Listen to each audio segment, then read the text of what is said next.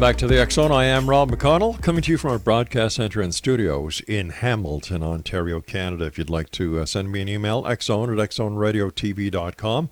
On all social media sites, X Zone Radio TV. And for all the programming available to you 24/7, 365 on the X Zone Broadcast Network, visit xzbn.net. And for the programming on the X Zone TV channel, which is channel 21 on Simul TV, visit www.simultv.com. X Zone Nation, my guest this hour is Marcee Brightenstine. And we're going to be talking to Marcee about a haunted doll named Billy. Now, her owner is Marcee, and Millee is haunted by a spirit of a young girl from the 1800s. And Marcee is a fun-loving professional photographer, history buff, and paranormal investigator. Together, they raise eyebrows, laugh, and make friends throughout the country. And joining me now is Marcee Brightenstine. Welcome to the X Zone, Marcee. Hi, thank you. I'm looking forward to talking to you. Yeah, tell us a little bit about yourself prior to Millee. Okay, prior to Millee, I was a corporate career woman for 25 years, and also a paranormal investigator, photographer. Yeah. And paranormal investigating was a hobby. I'm married. I've been married for 31 years. God bless you. 2 kids. And 2 grandbabies that are downstairs right now. And I'm hiding in my bedroom so they won't come in and interrupt on this interview. Okay, so tell us the history of Millee, the haunted doll. Okay. Well, this happened roughly about 5 years ago. And a friend of mine, Jessica, we had gone ghost hunting for the weekend. We're investigating a historical hotel in McConnell Hill. And our rooms were not ready, so we decided to just go out and explore and go shopping and visit a few of the pioneer cemeteries. Well, we went shopping, and we went to this little boutique, and in the back of the store, there was a wicker basket that had about, I'd say roughly 2 dozen Raggedy Ann and Andy dolls from all different time periods. And they were all used, some more lovingly more than others. And I was joking with my friend. I said, when I was a little girl, I loved Raggedy Ann. I even had a Raggedy Ann lunchbox. And I just thought, she always looked so happy. And so I was going through the dolls, and there was this one doll that stuck with me. She had been given a haircut by her former owner, a very different haircut. Her feet had been stitched up, and her dress had holes in it and was being held together with a blue ribbon. She had some slight staining on her face. No pantaloons, but she was really, really cute. And the price was $8. I said, I'm buying her. I'm taking her home. And I was simply going there, just shopping, and I was simply just buying a doll. The thought of a haunted doll, none of that was there. So after we went shopping, we had gone to Fiddletown. It's a very, very small gold rush town in California. It's one of those little towns where if you blink, you're going to miss it. It's very small. I don't even think the population's 300. But we were looking for the main cemetery, but we got lost, and we ended up out kind of in nowhere land. So I did a illegal U-turn out there on one of those back roads.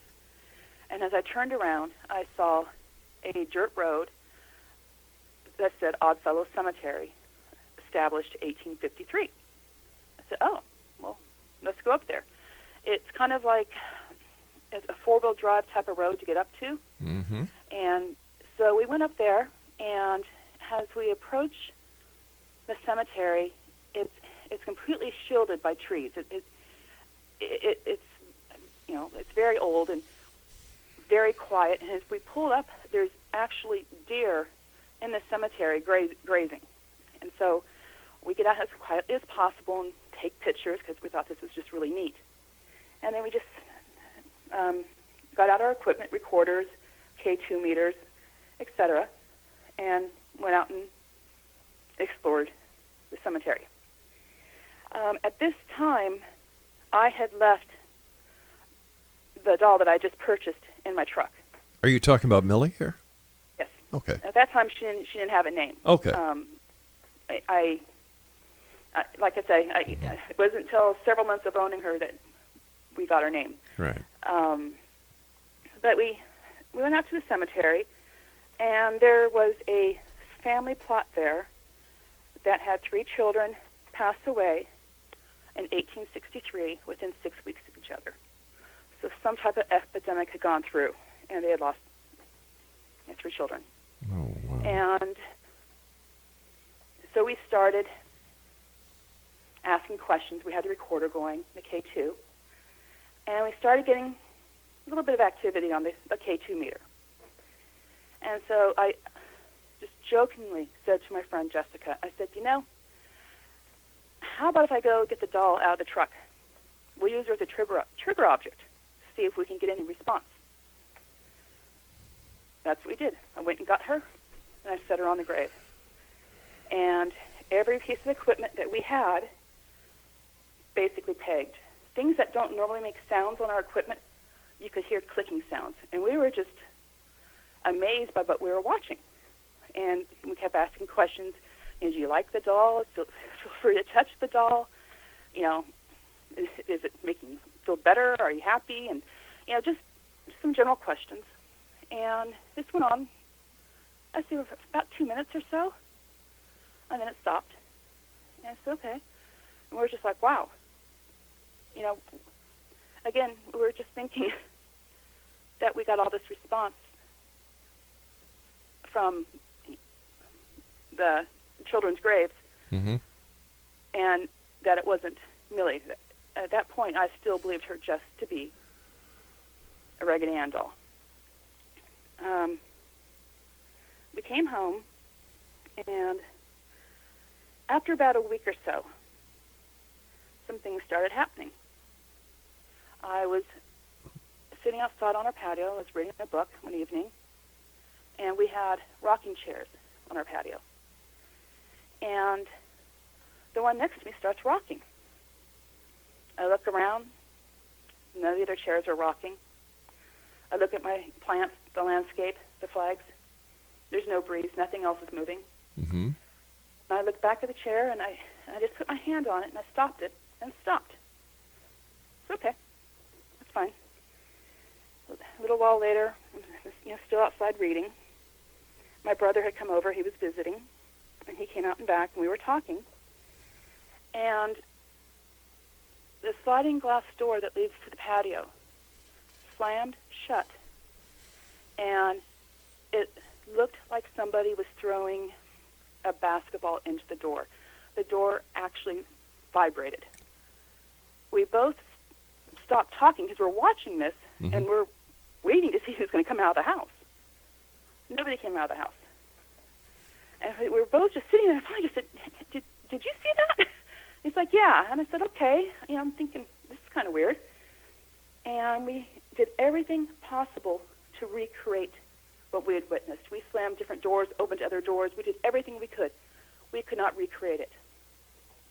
So later that night, as I'm going to bed, at this point, Millee, the Raggedy Ann doll, I had her on a shelf in my bedroom next to 2 dolls, Eskimo dolls that I picked up in Alaska several years ago. When I came upstairs to go to bed, both the dolls had been knocked off the shelf. The dolls had been there for several years. They have never moved. So I thought, okay. So the next day, I called my friend Jessica, and I said, I think I might have a haunted doll. And I was telling her about what was happening and stuff, and, it was, we kind of kept it kind of like hush-hush because, people, are weird about these kind of All things. right, we're going to take a bit of a break here. I have to take a commercial, so please stand by, Marcee. Explanation, Marcee Brightenstine is our special guest, and her website is www.milleeandme.com. That's MILLEEANDME.com, and we'll be back on the other side of this break as we continue here in the X Zone from our broadcast center and studios in Hamilton, Ontario, Canada. I'm Rob McConnell. Don't go away.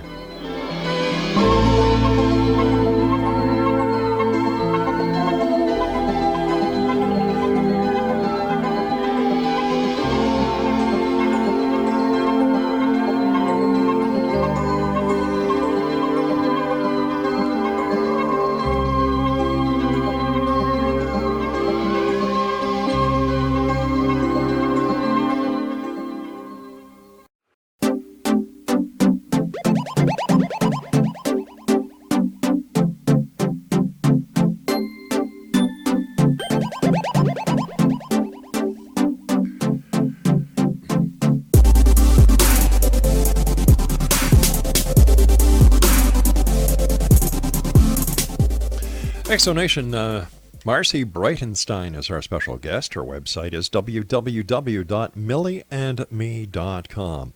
Now, Marcee, before we went to the break, you were telling us about the shelf that you had Millee on in your bedroom, and on each side, I believe, were dolls that you picked up in Alaska. You go up to the room where the dolls are. Both the Alaskan dolls are knocked down. Now, was Millee sitting there as smug as can be? Yes. Wow. I looked at her, and I in the back of my mind, I'm thinking, no, this can't be. But I'm a paranormal investigator, and there's a lot of things that people say that it can't be, but they are. And that was the last night Millee stayed in our bedroom. At that point, I moved her to my office. Mm-hmm. Over the next couple of weeks, things would happen, like we would hear a little girl talking. My husband would come home from work. He would be in the garage unloading groceries, and he could hear somebody talking to him. He thought it was our daughter, but our daughter was at work. And we kept having things like this happen. And so my friend and I, we decided to try to investigate the doll. Okay. Trying to figure out what's going on. We got an EVP of her saying her name because we asked her, and I apologize, it's now about 3 months later, and I have named her Millee. Okay. And why Millee? Because the 3 children at the gravesite, their names were Millard, Melissa, and Eugene, and I wanted to use letters from all of their names. Okay. And I wanted to do the double E because Marcee is a double E. Mm-hmm. And so that's how I named her Millee. And we had done some EVPs, and I asked her, "What's your name?" And she said, "Millee." This particular day, when we were doing EVPs with her, she said her name 7 times. When I asked her, I said, "What is your real name?" Because I'm trying to figure out, who she really is. Mm-hmm. She said Millee. And I'm like, okay. And so things continue. And the first couple of years that I had her, I did not know how to communicate with her because, haunted dolls don't come with an instruction manual. You're doing your best to try to figure out what's going on. But then I met a lady who told me how I can communicate with her, and this was about 2 years ago. Prior to meeting that lady, my husband and I had been outside on our patio. We were just sitting out there. Our kitchen window looks out into the patio.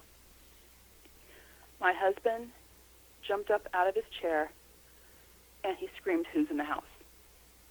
And I said, "There's nobody in the house." He goes, "There's somebody in the house." I said, "There's nobody in the house.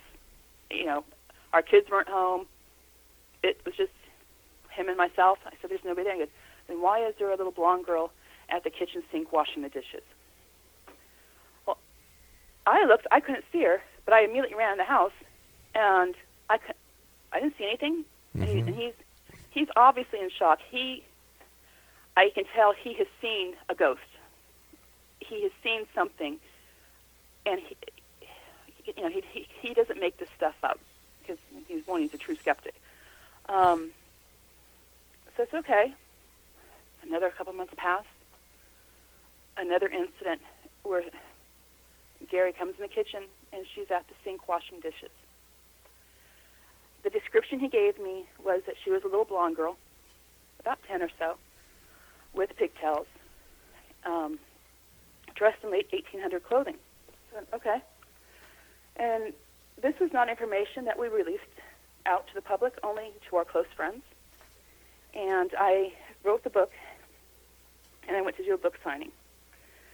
And a lady came over to meet me, and she would not confirm or deny whether she was a medium or psychic or clairvoyant or any of that. But she had a lot of information to give me. She said to me, she goes, one of the first things she said is, "You do know she's a little blonde girl, right?" I said, "Yes. Thank you for validating, because my husband has seen her twice." And I said, are you able to communicate with her? And she said, "Yeah." And so I asked her to ask Millee some questions. One of them was, did she, like being here? Did she want, does she miss where she was? Is she happy? And the lady said that Millee said, yes, she's very happy. She also wants you to know that you didn't pick her, she picked you. And I said, okay. She goes, Millee thought that you looked like a nice, fun-loving woman, and she wanted to be part of your life. I said, okay. And so then I asked her, I said, can you ask Millee, is she happy about the book? And so she came back, she said, Millee is happy about the book. She likes everything about it, but she hates it when people say that she's not real. It hurts her feelings, because she is real. I said, okay. And she goes, Millee also wants me to tell you that she's not always going to be able to protect you. I said, okay. So at this point now, we're realizing Millee believes that she protects me, and I would confirm that. And then my last question, I had her ask Millee, I said, can you please ask her what her real name is? And she said, my real name is Millee. So I asked her, this lady, how can I communicate with her? Because I'm having to rely on mediums and psychics and whoever I can run into to be able to communicate with her. And she told me, she said, I can communicate with her. I just need to ask the question and be silent and wait for the answer to come. And so over the last year and a half or so, that's basically how I'm able to communicate with her and find out what's going on. So how do you think that this doll, Millee, was able to get you to go to this store and pick her? How does that work? I honestly don't know. You're a paranormal investigator. You must have some idea or a theory. Well, I think sometimes it's called fate. Mm-hmm. I think it was a haunted doll in that store. I didn't have a clue. For some reason, she influenced me to pick her over the other ones. Okay. I had several dolls in my hands, but I kept coming back to her. So I believe it's fate. I don't know how else to explain that. Where did your interest in the paranormal come from? It seems that prior to even Millee coming into your life, you had an interest in the paranormal. I've had an interest in the paranormal since I was probably about 10 years old. And I've been on a team for 10 years. Mm-hmm. Prior to that, I was just doing stuff on my own, trying to learn about the paranormal world and stuff like that. And, not a whole lot of people knew that was my hobby. Right. Very few people. And then I joined a team, and I started learning more, started learning how to use the equipment, learning how to communicate, and various things like that. And that's something I really enjoy. I think it's extremely interesting to hear stories from the past. It's different. It's a neat feeling sometimes when somebody trusts you enough to communicate with you. Would you say that a large majority of the work that a paranormal investigator does is more historical than paranormal? There's both. I prefer investigating historical locations. Mm-hmm. Basically, because I'm a history buff. That is what I like to do. Right. Our team, skeleton crew, we also do residential. I am not a big fan of residential cases because sometimes then it becomes too real. You're dealing with a family that's had a loved one that maybe has committed suicide or something. And I prefer to keep it more historical and more entertaining. I don't want to have to be responsible for trying to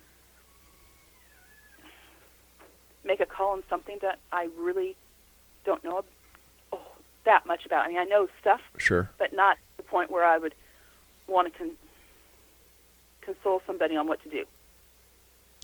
All right, you and I have to take our news break at the bottom of the hour. Please stand by. Exo Nation, our guest this hour is Marcee Brightenstine, and we're talking about haunted dolls this hour in the X Zone.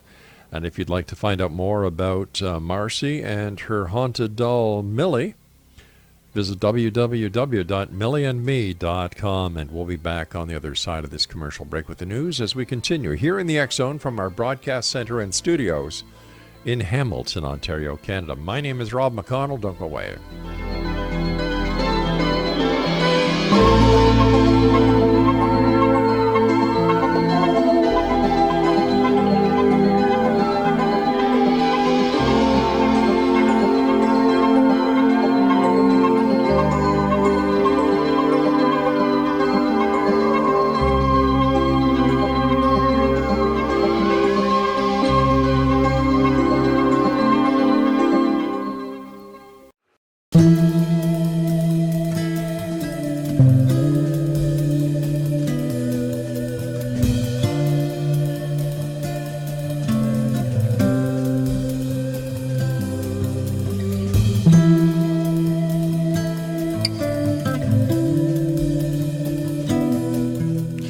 Exonation, Marcee Brightenstine is our guest this hour. Her website is milleeandme.com.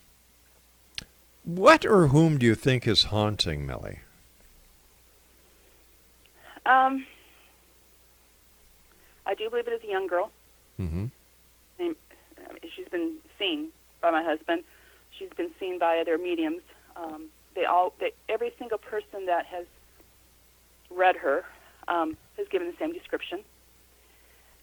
I know she stays with me because she's having fun. For some reason, doesn't want to, I don't know if the term is crossover or what, for some reason she wants to stay here and hang out, and I think she's just enjoying seeing things. We travel a lot. We've been to 12 states in the last 5 years. I don't tell people she's a haunted doll when we're traveling, but she interacts with a lot of people, and she makes a lot of people smile, and I think that's why she's here. She just wants to enjoy life. Why do you take her traveling? For the fun of it, because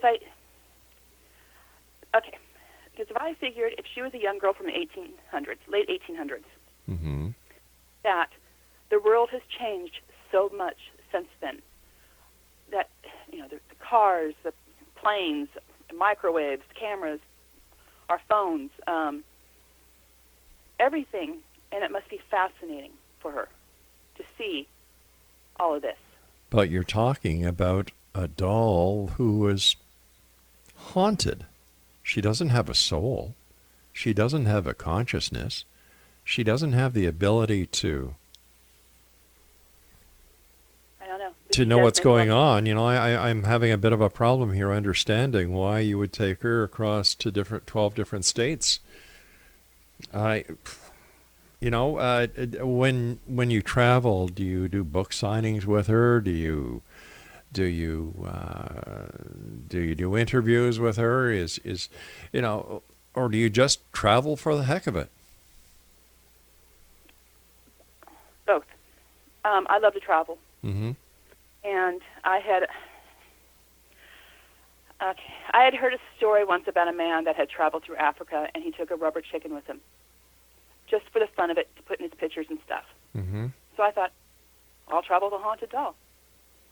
It's fun. If she is truly there and she's watching this, then she's fascinated by it.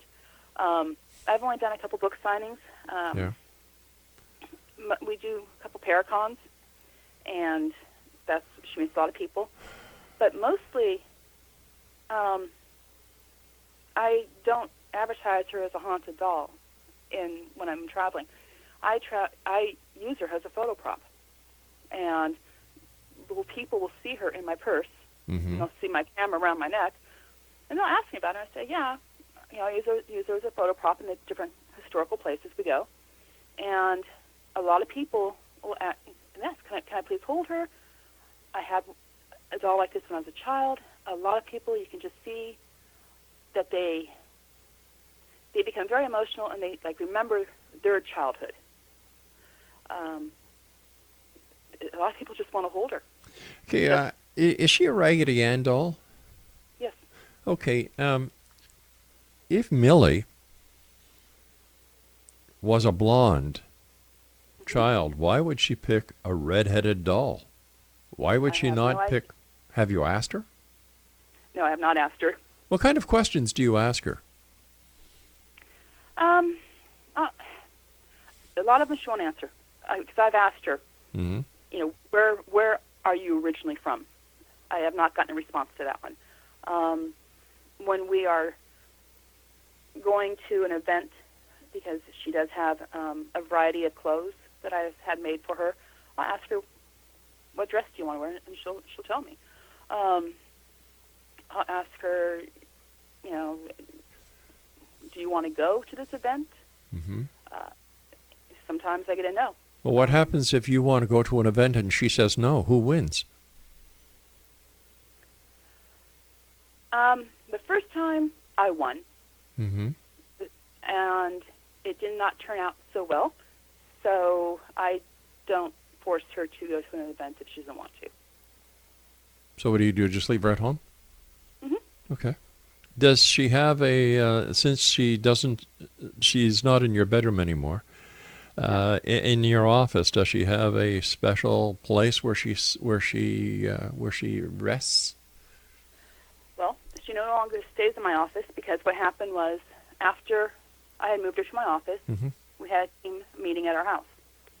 And we were all downstairs, and we heard a loud crash from my office. Mm-hmm. And ran up the stairs, and she had the shelf that she was sitting on in my office, she had knocked all the battery chargers off that shelf. So I brought her down to the meeting. From now on, she has a place downstairs in our dining room, game room area, and people come over, family members, friends, our team. People come in, and they'll just say, hey, hi, Millee, how's it going? Everybody comes in and talks to her. And she seems to be the happiest there. And we just kind of include her as she's part of the family, I don't know. Hey, I know it sounds crazy, but it does. I must be honest with you. It does sound very strange. I don't know if crazy is the right word. What do your children think? Both of my kids do not care for the doll at all. My husband, she likes her. My granddaughter, she likes her. My daughter-in-law likes her, but my two children, they're not too fond of her. Why do you think that is? Because they're not used to having their mom being a paranormal investigator and investigating haunted dolls and talking to haunted dolls. So it probably makes them feel a little weird. Well,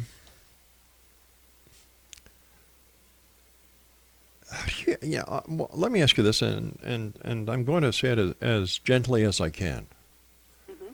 How do you know that the doll is really talking to you and you are not just filling in the blanks yourself? That question's been asked before, and it's because it's happened to other people. There have been people that have held her and have told me that they will find themselves answering questions. So somehow she is communicating to them, asking them questions, and they're answering them out loud, and all of a sudden they'll realize what they're doing. When it's not something that happens every day, Mm-hmm. but when she's active, which is usually before, like, we're getting ready to go on a trip, it's just the energy changes, and it's a different type of, it's not me filling in the blanks. It's somebody else saying something to me, just as if I was on an investigation and a spirit was trying to communicate with me. It's different. Does Millie have this effect on people who are not believers of the paranormal? People that hold her and don't know that she's haunted Mm-hmm. always tend to leave with a big smile on their face. Oh, okay. Dolls have that effect on people, I would imagine. But I mean, does she? A lot of people hate dolls. Ah. Okay. I'm serious. A lot of people really do not like dolls. We have found that out. Do people find it strange that a grown-up lady is carrying a doll around with her? Yes, but the way I look at it, I'm over 50. I'm allowed to be a little bit eccentric if I want to be. I probably would not have done this when I was 20 or 30. Why not? Because back then I used to think, I was a career woman. Mm-hmm. This type of stuff didn't happen in my world. I was too busy making money. When I retired and stuff like that, I put in my years and, was a good employee, and now I decide, I want to be a paranormal investigator. I want to have fun. Why what was it that triggered your desire to be a paranormal investigator?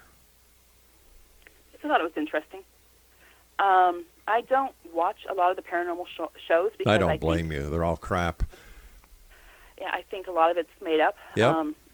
I don't like that. Mm-hmm.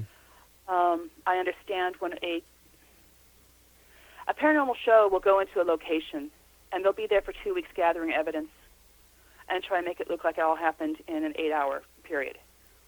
I've seen paranormal shows where you can hear owls screeching, but they'll say it's a person. Mm-hmm. I don't like that. I like things to be true. If I'm in a haunted location investigating, I'm not going to make anything up. I want it to be true.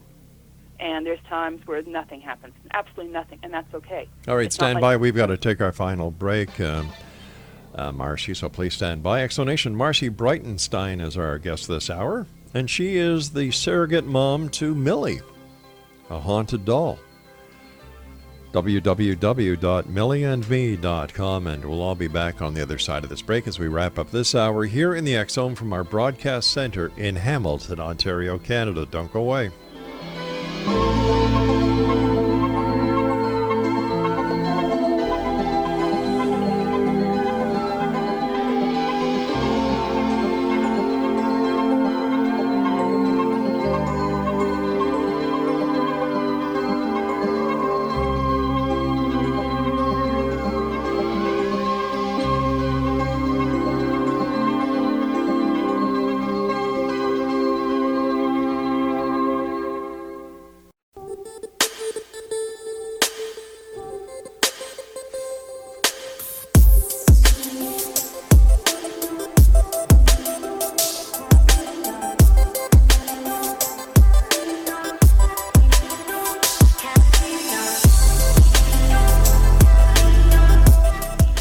Exonation, our guest this hour is Marcee Brightenstine, and she is the owner of a haunted doll by the name of Millee. Her website is MilleeandMe.com.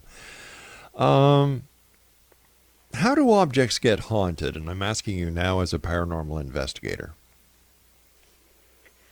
This is my belief, and I'm sure everybody else has their opinion on it. This is my belief, especially in the case of like a toy or something like that. So I'll use a doll as an example. Okay. That the person who may have owned it or is attracted to it has felt so much, how can I say this? They've put so much energy and love into this item that they want to stay with it. It's like some of these haunted houses you go to, the person has lived there for 80 or 90 years. They were born there, they died there. They don't want to leave there. So their spirit stays there, and the house becomes haunted. Little girls play with their dolls and have tea parties and et cetera, and it becomes part of their life, maybe their imaginary friend, and something happens. I don't know why an 1800s era girl would go into a Raggedy Ann doll. That is one question she has not answered. It has been asked several times. But for some reason, she just wants to stay part of this life. She wants to see things. And so I guess to her, the most convenient way to do that was to put herself into a doll and go from there. What would happen if the doll was ever destroyed?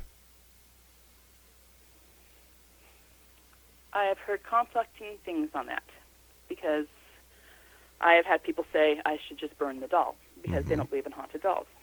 Well, if they don't believe in haunted dolls, why would they tell you to burn it? Because they're just being sarcastic.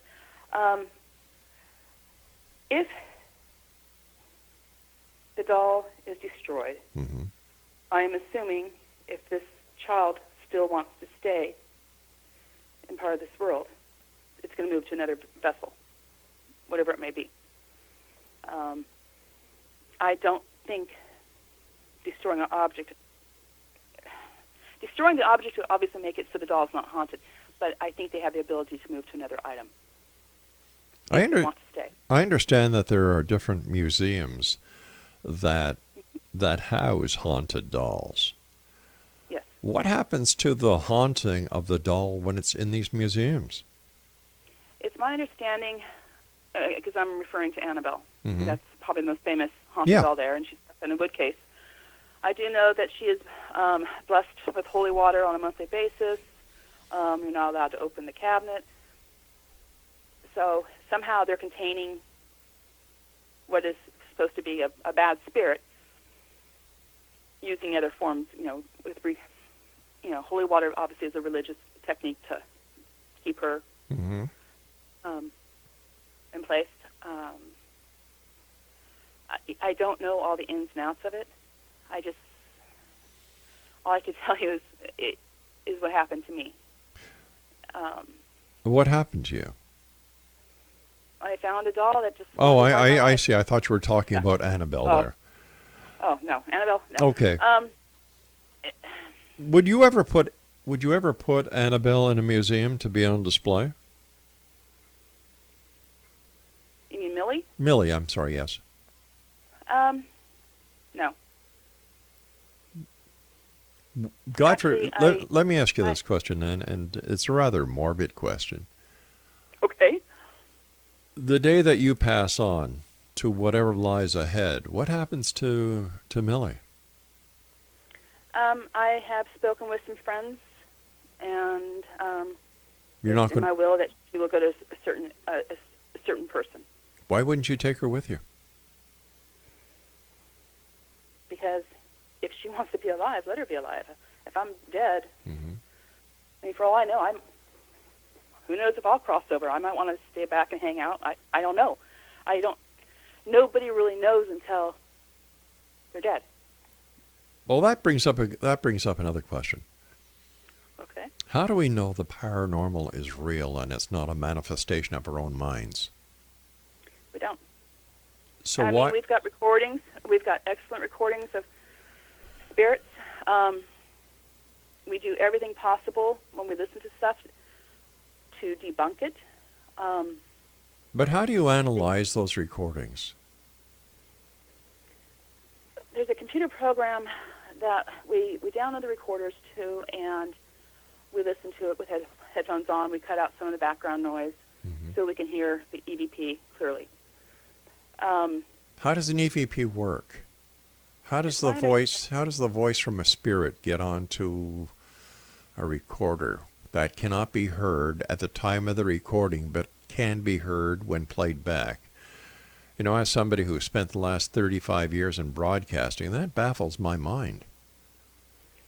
It's baffled my mind at times, and I have asked the same question. And what I was told was there are certain recorders that pick up at a certain, I think it's called hertz level. I can't remember the exact, that our ears hear at a certain level, but some recorders can pick up things at a lower level.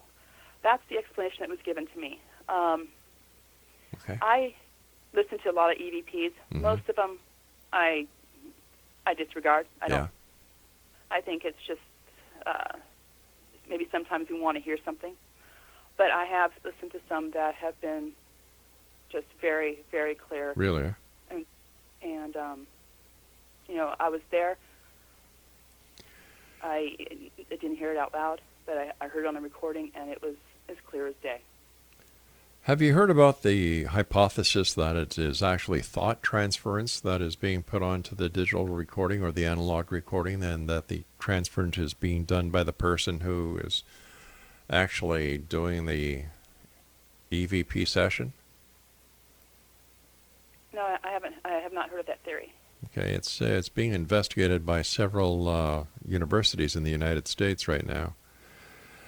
Okay. What has been your most haunted place that you've investigated? The Goldfield Hotel in Goldfield, Nevada. Tell us about it. We were there a couple months ago, and it was the first time I had witnessed something like this. We were walking down a hall towards a certain room that has a reputation for being extremely active. And as a friend and I were walking down this hall, each step things seemed to just get a little bit more tense, a little bit more heavier. And I mean, we kept stopping and listening to each other. Should we continue? And we kept saying, okay, let's be brave, let's do it, and we kept taking step after step. And then we were standing next to each other, and my friend turns to me, and she is talking to me, and I said, I'm sorry, I didn't catch that. And then she talks to me again, and I am listening to somebody else's voice coming out of her. So I put my hand on her shoulder, and I just said, listen, I know you're trying to talk to me. I can see your mouth moving, but the voice coming out of you is not yours. And I had never, ever witnessed this before. And we just looked at each other and just said, let's get out of here. And we took off. We're a very fast walk, shall we say. The energy in that hotel got so bad that night that several investigators left within an hour. They were scratched, etc. But that's probably one of the worst places for hauntings that I've been to. Have you ever seen any proof positive that ghosts are real? We've seen videotapes. People videotape and they have a shadow or they have an apparition. No. I mean, you yourself. Have you ever seen a ghost? I have seen a shadow person. I have not seen a full apparition. Yeah. Now, a shadow person is usually caught through the corner of your eye. Am I correct? Yes. Okay. And so it's not always accurate. Gotcha. But I have seen a direct-on shadow figure. It wasn't out of the corner of my eye, and it was standing right in front of me, and I've actually witnessed that twice. Wow, that must have been rather unnerving. The first time was in a historical location, and there was enough of us there that saw it, and it did not appear to be a bad thing. So I wasn't that unnerved by it. But the second time, it was in my house, and I was very unnerved by it. Wow.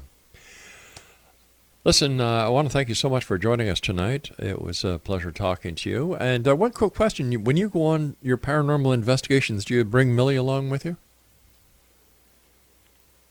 On some, not very often. No, okay.